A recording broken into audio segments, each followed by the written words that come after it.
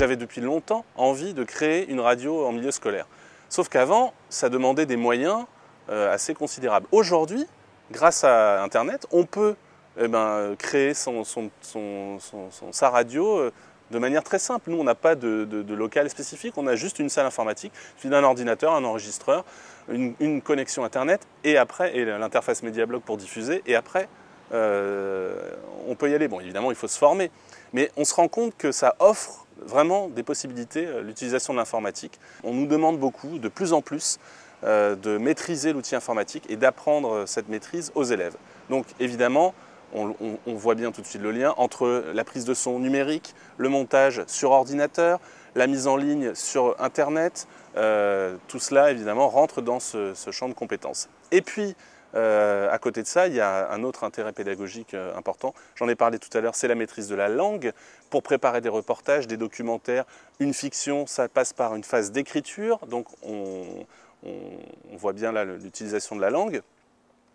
En cours de langue aussi étrangère, où on demande beaucoup de favoriser l'oral, la web radio est un outil très adapté. Toutes les matières au collège ont déposé des sons sur la web radio. Des créations musicales, des exposés, des poésies, des interviews, des reportages. Et en langue particulièrement, on a beaucoup utilisé la web radio cette année, en espagnol et en anglais. Par exemple, en anglais, j'ai déposé souvent des sons pour que les élèves, pour travailler la compréhension orale. Les élèves avaient une grille, une semaine pour préparer la compréhension. Et ils pouvaient donc travailler à leur rythme, à la maison, s'ils ont Internet, au CDI, en salle multimédia et pourquoi pas la bibliothèque municipale. Et donc ça permet à chacun de travailler à son rythme, de faire des pauses, de réécouter le document, chose qu'on ne peut pas faire en classe facilement. Un exemple de réalisation pendant les voyages scolaires. Je pense à des voyages qui avaient été faits avec les 6e à Saint-Lary-Soulan dans les Pyrénées, un voyage à la montagne, où les élèves ont utilisé l'enregistreur numérique, ont réalisé des petits reportages. On a utilisé ce son non seulement dans les cours, mais également pendant une évaluation. C'est-à-dire que j'ai fait une étude de documents sonores avec des questions. Donc ils écoutaient le petit reportage qu'eux-mêmes avaient réalisé et ils devaient répondre ensuite à des questions. Et on s'est rendu compte que des élèves qui étaient en difficulté, notamment à l'écrit, eh bien, via ce passage par l'oral, ça a pu aider certains d'entre eux, notamment les élèves en difficulté dans la maîtrise de la langue. Donc c'est vraiment un outil qui, pour ça, est très intéressant. Des élèves ont travaillé sur, je sais pas moi, sur des notions géométriques. Alors ils ont fait des poèmes sur les triangles, sur les médiatrices, les bissectrices, enfin sur tout ce que vous voulez, sur les angles. Et donc ça a permis de mêler un petit peu mathématiques et littérature, enfin, et français, et puis donc d'enregistrer ces sons et de les diffuser après.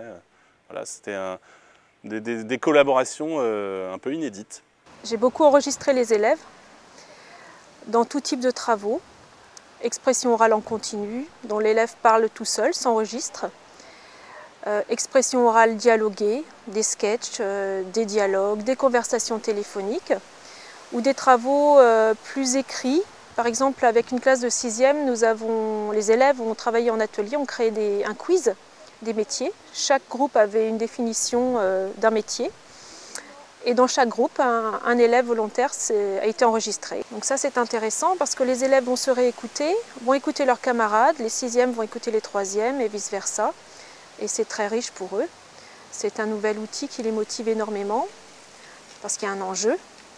Par exemple, lorsqu'ils ont fait leur slam avec leur professeur de français aussi, Monsieur Lejeune, ils ont créé, donc, ils ont écrit leur texte et ils ont créé leur musique. Et tout était original, c'était pas quelque chose de soumis à droit d'auteur. C'est vraiment très simple d'utilisation. Moi-même qui ne suis pas très douée avec l'outil informatique, j'y suis parvenue et j'ai même progressé. Ça m'a permis d'être beaucoup plus à l'aise et de faire des choses que je ne faisais pas l'année dernière.